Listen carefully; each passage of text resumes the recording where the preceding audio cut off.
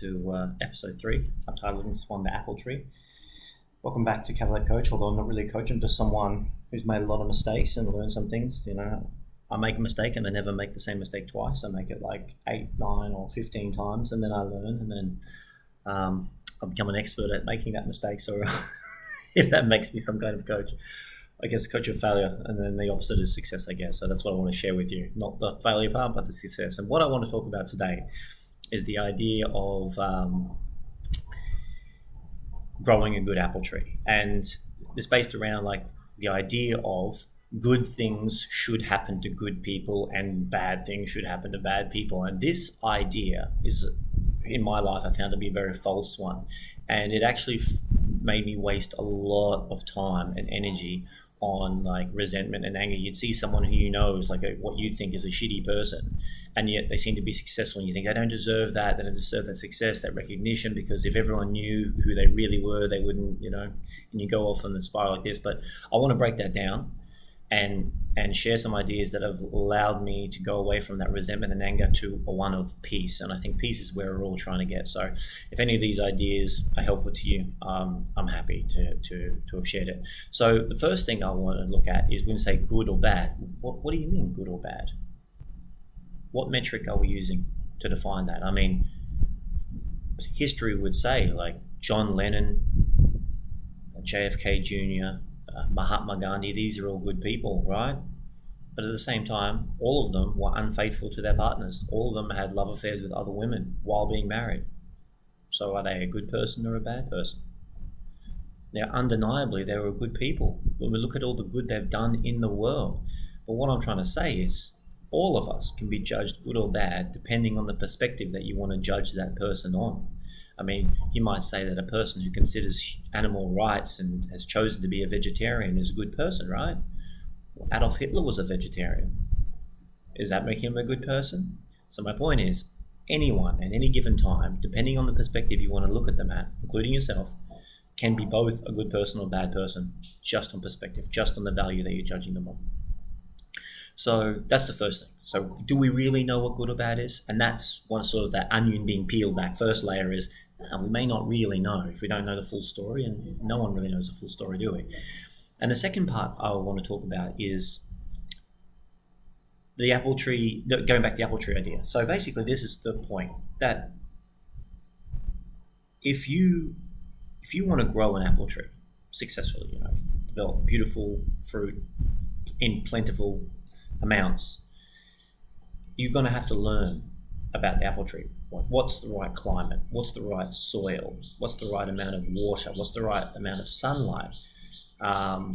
Temperatures, fertilizers. There's so many things. Different apples for different places as well. I think there's over 150 different kinds of apples known to man. So it's not just apple. You have to learn which apple. That takes a lot of time. That takes a lot of effort. That takes a lot of energy. And if a person is willing to put that energy, time, and effort into learning what makes an apple seed into an apple tree, and they do it, and they follow the system correctly over, you know, maybe years, because I heard apple trees take a long time to grow. So they're doing it for many, many years. If they've done it right, and they've done everything right, and followed the system, don't they deserve to have apples from the apple tree? And I think all of us agree, yes. But what if that person was mean? It doesn't matter. You know, if you've earned the right through developing competence to be successful in something, whether it be growing apple trees or growing your stock market portfolio or growing your career, if you have put in the massive amount of time, hours, effort, energy, courage, determination to get that, who is it for someone on the sideline who thinks you're a good or bad person, remember, based on perspective, to say, I don't think you deserve that because you're not a good person? That's irrelevant. The apples are going to come whether you want them to or not, whether you're a good person or you're a bad person. The universe responds to competence, not an individual's perceived idea of good and bad. And for a long time, I thought that my idea of good and bad was the idea of good and bad. And then I came to realize that it's a complete matter of perspective, and that if someone has actually experienced success in any field, it's because they have been developing their craft in silence for a long period of time. That's the first part. And also I want to say that on the opposite side of that, I've seen, and it's just as dangerous, I have seen people who believe they're good people so they deserve success, and they haven't worked on their competence. I had a friend years ago. He is a good guy, and at that time he still was a good guy. And he wanted to open up a restaurant, and he didn't know anything about cooking, didn't know anything about chefing, didn't know about hospitality, didn't know anything about running or owning a business.